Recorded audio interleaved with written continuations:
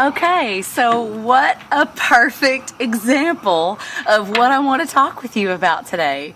There was clearly an emergency that was taking place right before I pressed record on this phone to share my heart with you this morning. And do you know, with all the lights and sirens and the super fast speed, I noticed what was going on. I actually was drawn to pay attention to the emergency that was taking place around me. How often in our lives does a chaotic situation, a breakdown of a relationship, anxiety over a job, financial struggles, a wayward child, the death of a child, a grandchild, a spouse, all of these things take place in our life, and in that moment, they are emergencies, and they are absolutely justified as an emergency. They 100% get our attention. However, what happens when those things are all we can think about? Listen, I'm not saying at all that we shouldn't grieve. I'm not saying that we shouldn't spend some time thinking about how we're going to climb out of the financial mess that we're in. And I'm certainly not saying that after the loss of someone that we should not take time to experience that and remember that person and cry and feel sadness 100%.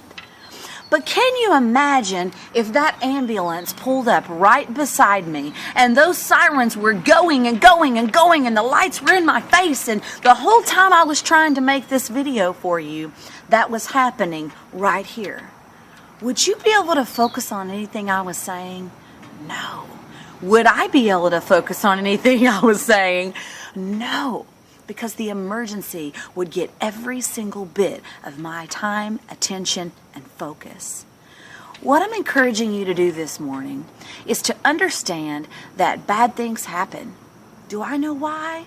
No, I sure don't. I know that it happens in my life, it happens in your life, and it happens in the lives around me. I want to encourage you today to think about the things that have been consuming your thoughts, even this morning. Think about the things that have been distracting your mind, keeping you stuck in a place where all you can do is sit and think about the emergency. Today, there is experiences, there are situations, there are circumstances, and there are moments of beauty for you to walk through. I'm not saying don't experience the things that are taking place around you that have been hurtful and painful. What I'm saying is don't allow it to consume every single bit of your focus and attention. For a moment, speak truth, speak life, speak the things that you know you can stand on. I know that I'm a strong person. I know that I'm capable of getting through this day. I know that I'm mighty. I know that I will rise.